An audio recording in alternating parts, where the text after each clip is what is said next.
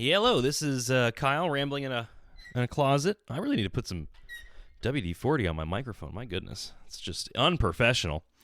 Hello, Rambling in a Closet podcast. Thanks for tuning in. I was scrolling down the X, formerly known as Twitter, and I saw this this video, and I've seen it before, but this time it had music playing in the background. And it had the instrumental version of the 80s song We Are the World, which I actually really like, even though it's a bunch of, hippie hoo-ha.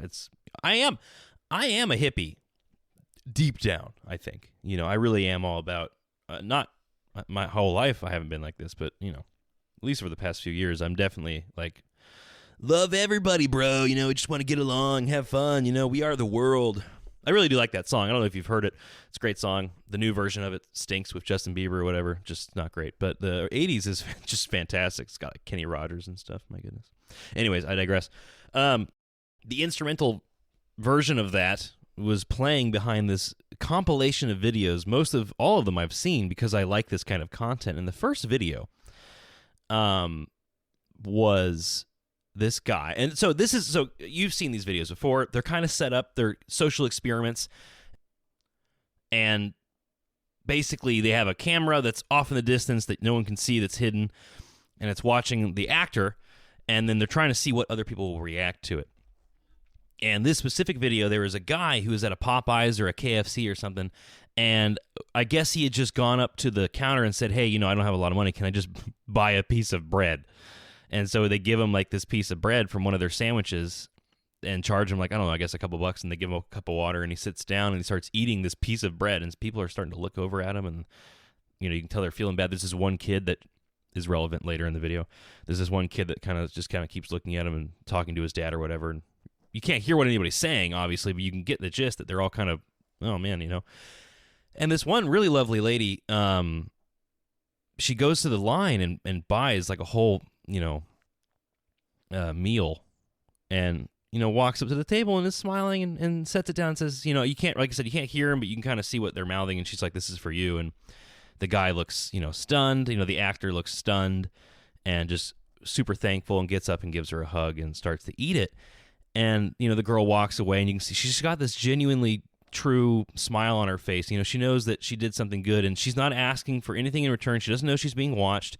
She knows she did something good, and she knows that she made someone's life better, even though it is a staged video. I'm sure they go to her at the end off camera and say, hey, by the way, you're on camera. Good job. Thank you. Do you mind if we posted it? That kind of thing. But anyways, and what's really cool is the guy, after getting, the actor, obviously, he's not starving, but he gets the food, and the first thing he does is pick up a chicken tender and offer it to the kid that was looking at him sitting next to him. And the kid's like, are you serious? Is this for me? And it's just this really nice, wholesome, lovey-dovey. And of course, We Are the World is playing in the background. So it brought joy to the cackles of my heart, And it really made me happy. And, these things give me goosebumps. I really am. I'm a sucker for these videos. And it sucks because sometimes these videos are completely staged, and it's just for the production value and the views, which is so annoying because you can see right through it. I mean, I guess not everybody can, because you look at the comments and some people completely buy it, but you look at the way everybody's acting and it's so just not natural. You can just kind of tell. It's like the uncanny valley, but for people doing things. You can just tell everybody's in on it, and they're just doing it so they can post the video and get some views. But then there are videos that come out and you genuinely know that it's real, like another one. And I'm not just going to talk about videos for the next half an hour. I'm actually going to make a point. But this video I just watched, another video, I've watched two of them today. I guess the algorithm knows what I want. This one almost put some tears in my eye, I'm not going to lie. It was this guy, and he's the actor, right? So he goes to a coffee store, and he's looking at the menu, and the barista is like, well, so can I get you something? And the barista is also in on it too. And so she starts being pushy, like, hey, can you order, please? And she's being a little mean on purpose. She's the actor, and to the other actor, and the other actor is like, well, I can't read. And the barista gets like, oh my gosh, are you serious? Trying to get the other people in line to do something. And these two really nice individuals, they walk up and they say, well, you know what? Let me tell you what's on the menu. And they start listing off the menu, and the one girl says, oh, I really like that one. It's really good. And it's just this wholesome. And you can see the guy, he's like, well, I can't read, but thank you so much. I'm so helpful. I'm so thankful. And it's just this genuinely lovely moment of random strangers. I mean, obviously this one guy's an actor, but the two who helped him, just random strangers, just helping someone next to him, and it's really it just makes me a happy person. And I had a conversation with a couple people at the bar last night where I was working, and they politically outed themselves. I said something about, it was the Super Bowl yesterday, and I said something to a server about how Donald Trump wants Kansas City to win, and I was just making a funny offhand joke about it. But the couple overheard it, and so like 10 or 15 minutes later, I asked them, hey, who do you guys have somebody you want to win? Do you like the Eagles, the Chiefs, what? And the girl says, well, after I heard you say that Donald Trump wants the Chiefs to win, so I got to go for the Eagles. And I laugh. I'm like, oh, okay, I got you. And so, I let it go, and the whole meal goes by, and they're the last ones in the restaurant, and they're really nice. They were really cool. We were talking about working in restaurants and stuff, and they were worried that they were staying late. And I'm like, don't worry about it. It's fine. We close an hour early anyways, so we're just being silly. That shouldn't stop you from having a good time. And at the end of it, when they're kind of boxing up their food, I go, you know what? You guys have been so nice and awesome. I just have to ask you a question. And so I said, I can tell both of you don't like Donald Trump just based on your comment. And they both nodded their head and laughed. And I said, so I'm not going to lie. I voted for the guy. And you can see their smile like, oh, what the heck? Why is he just saying that?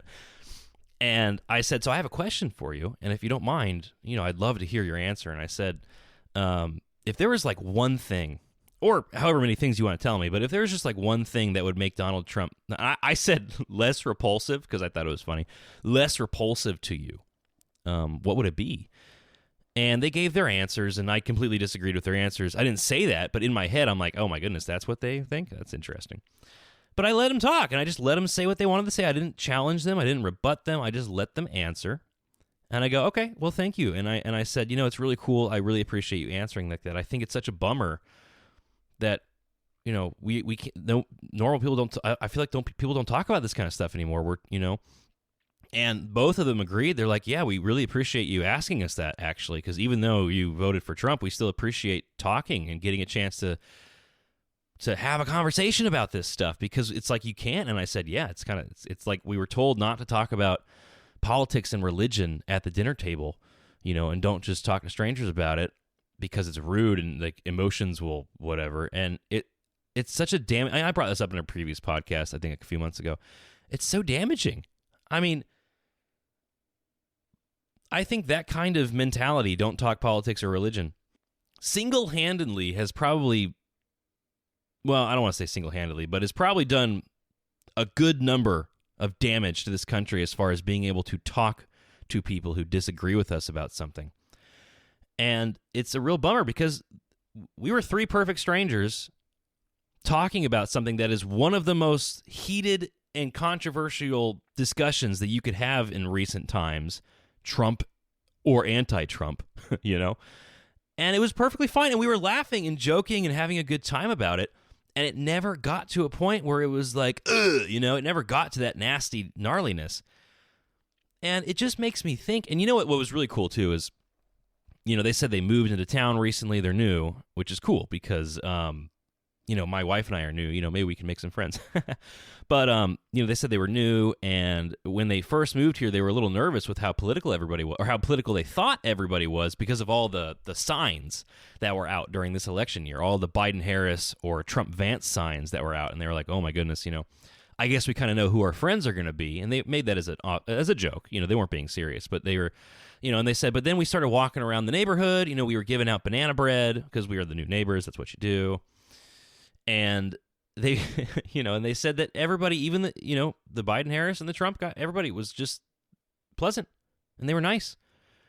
And I went, yeah, I know. It's like you stay on social media for too long. You think everybody hates each other. And then you get out into the real world and you realize, no, we're all pretty happy to be fellow Americans for the most part. I know there are exceptions. There are pretty nasty people out there, but I think the majority of us just want to get along and live our lives and have a good time. And, I was combining what happened last night, this conversation. I was combining that with these two videos I saw today. And I was like, there is this I know it. There's this genuine desire within the majority of the hearts of the majority of people in this country, and I really believe this, they just want to, like, they really do. They're nice people. They're good people. I think the majority, there are definitely multiple ways of viewing the world, but if you want to put them into a dichotomy, there's one where you think that the majority of people are not good. They're lazy, they're bad, they're only in it for themselves, they're selfish, they're greedy. And then there's the other way of looking at it where you think, well, the majority of people are actually good. There's some bad apples. I don't know where I don't know exactly what I think about that. My default used to be that people are bad and lazy. But now, being a kind of older person and having more experience with different kinds of people, I'm pretty confident that the majority of people are good.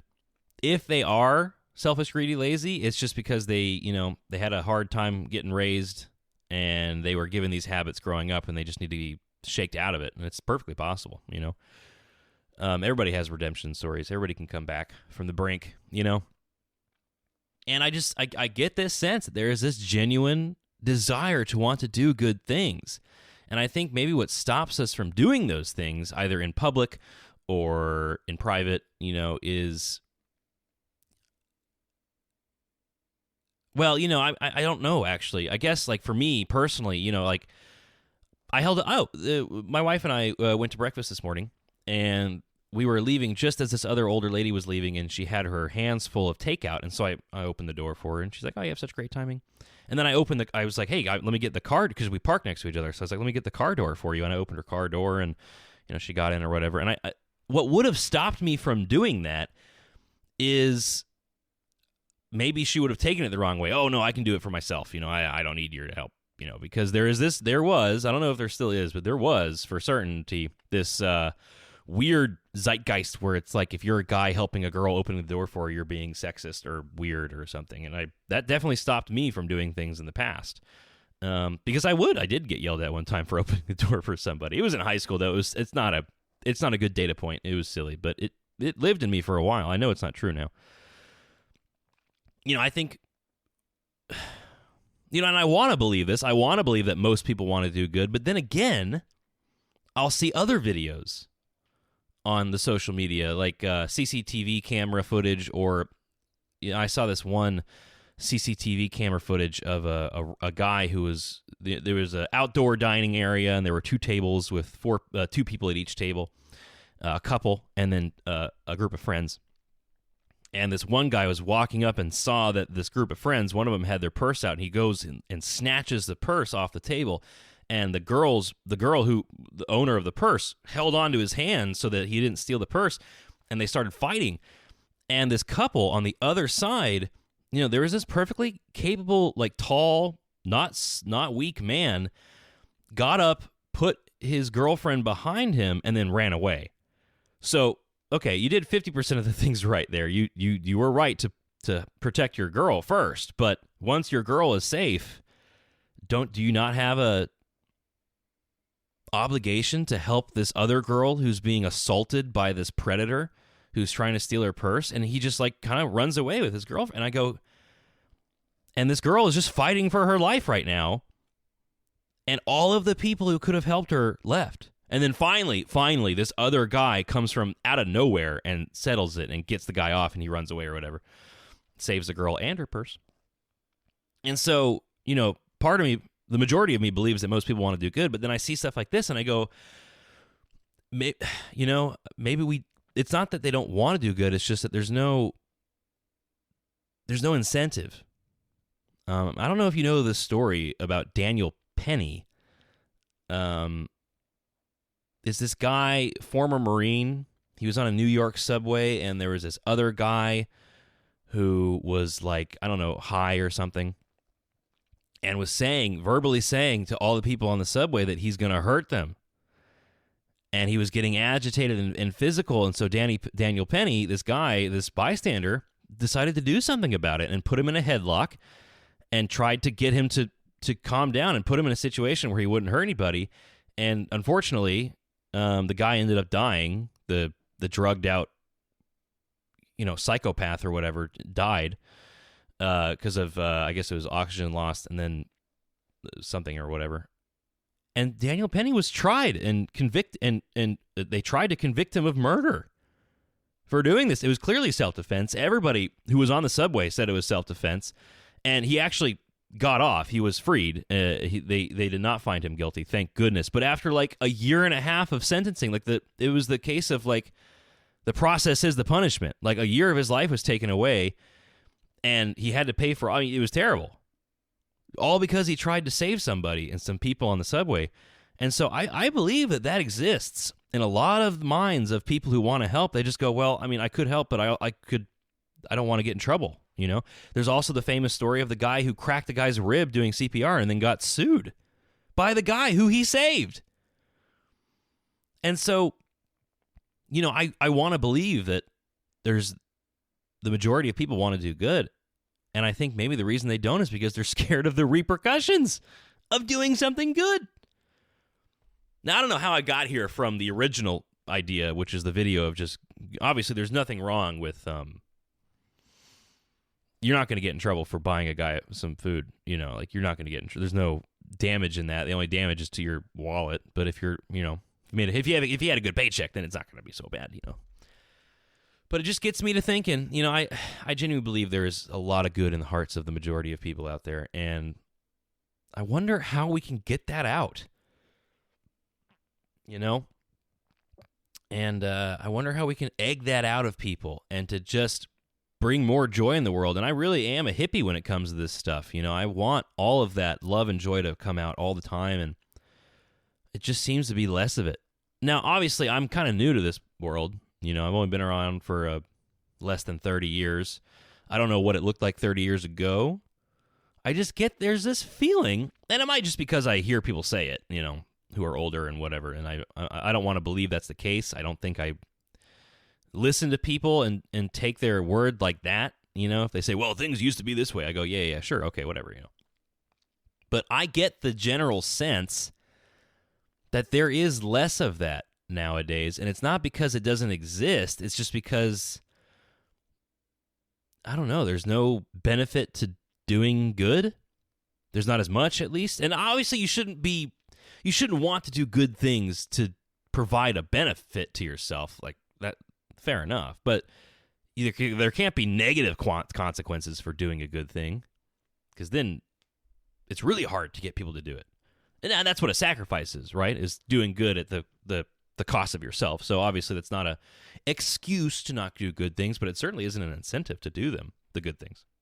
And so one of my favorite things, and I want to create content. Obviously, here I am with my little podcast here, rambling in a closet into a microphone. I want to create things. I don't want to just copy and paste and do what other people are doing. A part of me has always wanted to do man on the street videos and like go out, and I love the man on the street videos where they go out and they egg out goodness and joy of people. One of my favorite, oh my gosh, this one, I'm not going to lie, I teared up when I watched this. And there's this guy who walks around, I don't know, some areas, and he writes really nice notes and just kind of keeps them in his pocket. And he has a camera and he kind of just waits for somebody. And then who knows how long he's out there doing this. And at one point he sees this one girl, and you can kind of tell when someone's going through something. You can kind of get an idea of it just by their vibe. And you can kind of tell that this girl was going through something, and she was just sitting next to the water, just staring out and just, just thinking. And this guy walks up and gives her a note and smiles at her and walks away. And she goes, okay, thanks. And I can't remember exactly what the note says, what the note said. It was something like, it's good to have you. It basically something along the lines of it's good to know that you're in the world with us. That kind of thing. You know, it's good to know we have you. And it was really, but it was so much better than that.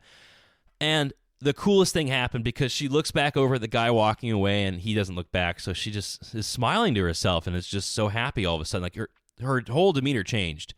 And she was just, and then all of a sudden this pelican, this is like out of a movie. It's crazy.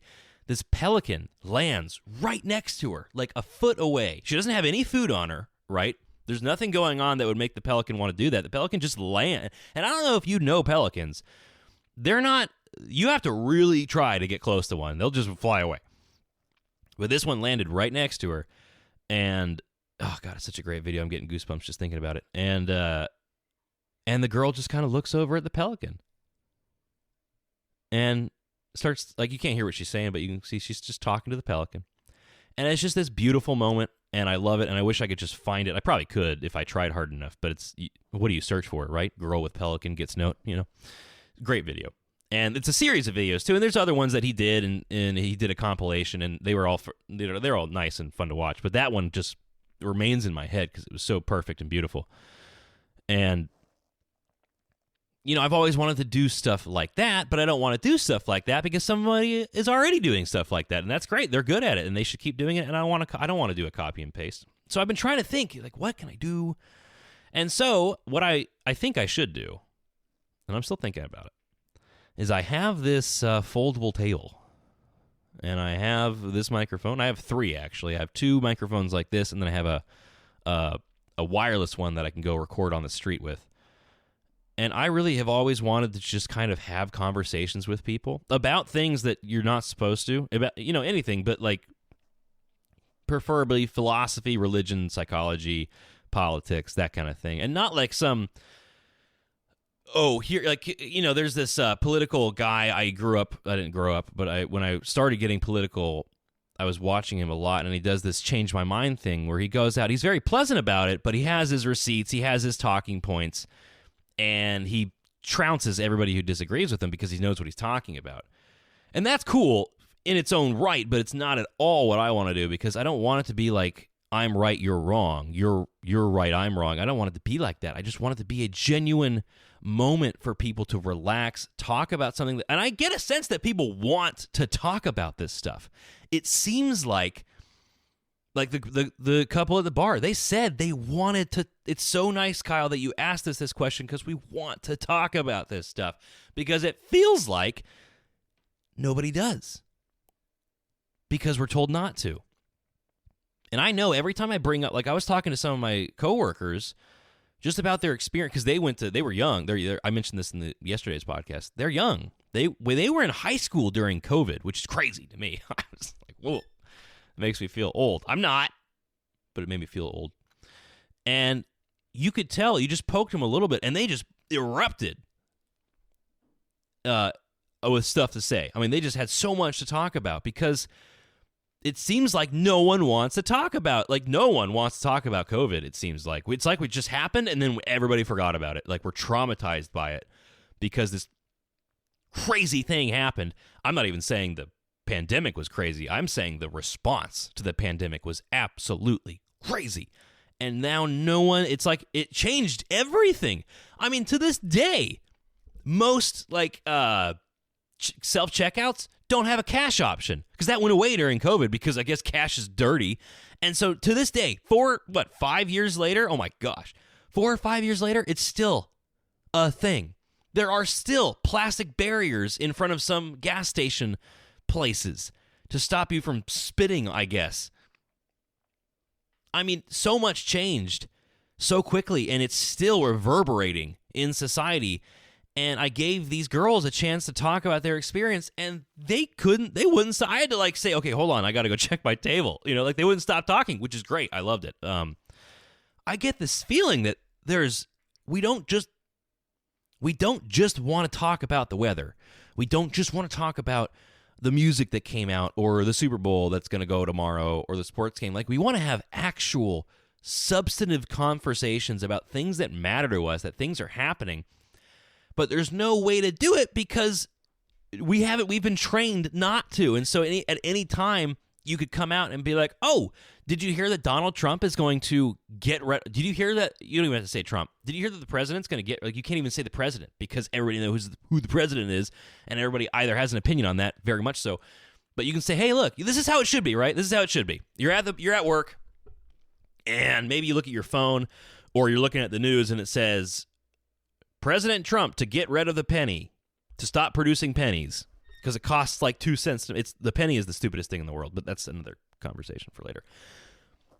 Okay, and it should be, oh, hey, look, isn't that cool? And everybody like, oh, that is cool. And then some people are just going to go, oh, I don't know, I like the penny. It's like, what are we going to do, round to 5 cents or whatever? And you're like, yeah. And then that's the conversation you have. But now what would happen, and I get the feeling that this would happen, I should probably try it, is you go to somebody, you be like, oh, hey, did you hear that President Trump decided to get rid of the penny? And they go, ugh, you like that guy? Like, instantly, it's like, oh, you like that guy? And by the way, I'm not just saying it's one side. I'm pretty sure if it was the other way around, oh, hey, President Harris decided to get rid of the penny, and you go, ugh, you like Harris? Now, I'm pretty sure, but I hope that I wouldn't do that. I hope that if, oh, God forbid, President Kamala Harris was president and she decided to get rid of the penny, I would have been like, okay, well, that's good. That's cool. I am for that.